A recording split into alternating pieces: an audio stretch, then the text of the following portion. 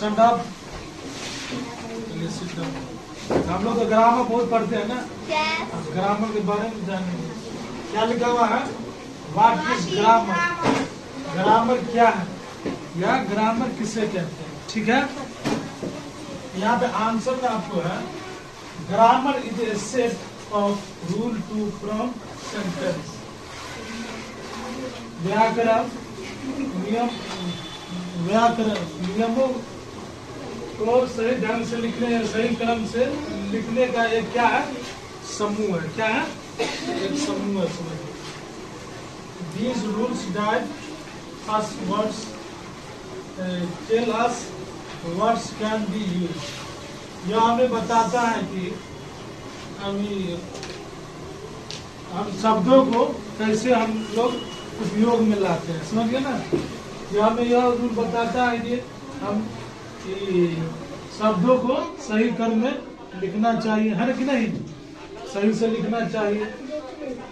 If we use sentence that don't follow the rule, that meaning may be unclear। अगर हम वाक्य को सही ढंग से सही तरीके से अगर नहीं लिखेंगे तो उसका अर्थ जो हमको स्पष्ट समझ में नहीं आएगा। अगर सही क्रम में नहीं लिखेंगे तो हमें सही से समझ में नहीं आएगा। अनक्लियर मतलब कि पूरा तरह से समझ में नहीं आएगा। जैसे कि एज हो गया, जैसे कि ही गो टू स्कूल, इसका कोई अर्थ नहीं समझ में आ रहा है? नहीं आ रहा, क्योंकि यहाँ पे गो लिखा हुआ है, टू है, स्कूल है। तो देखिए सही क्रम इसका क्या है? ही गोज टू स्कूल, वो विद्यालय जाता है। वो कहाँ जाता है? विद्यालय जाता है। ही के साथ हमेशा एस लगता है। क्या लगता है? एस लगेगा, जिसके बारे में, जैसे यहाँ पे सी रहेगा, लड़की रहेगा, तो सी गोज लिखेंगे। क्या लिखेंगे? She goes to school. तब जाकर के ये सही होगा। अगर सी गो टू स्कूल लिख देंगे तो गलत हो जाएगा।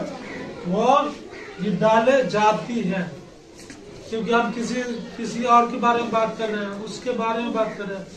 आई के साथ हमेशा क्या लगेगा? आई के साथ गो लगेगा। अभी के साथ क्या लगेगा? गो लगेगा। यू के साथ भी गो लगेगा। ठीक है ना? तो समझ में आ गया आप लोगों को? कोई दिक्कत? व्याकरण को समझ गया ना? व्याकरण जो है वर्णों के नियमों का क्या है? समूह है। समझ गया ना?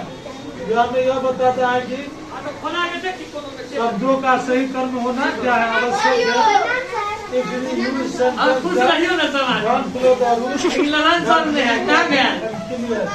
यदि हम अगर हम सही ढंग से अगर नहीं लिखते हैं तो हमको शब्द जो है, वाक्य जो है सही समझ में नहीं आता है। जैसे यहाँ पे लिखा ही गो टू स्कूल, समझ में नहीं आता। ही गोज टू स्कूल, वो विद्यालय जाता है। समझ में आ गया ना आप लोगों को अच्छे से? ठीक है, थैंक यू, दैट्स ऑल।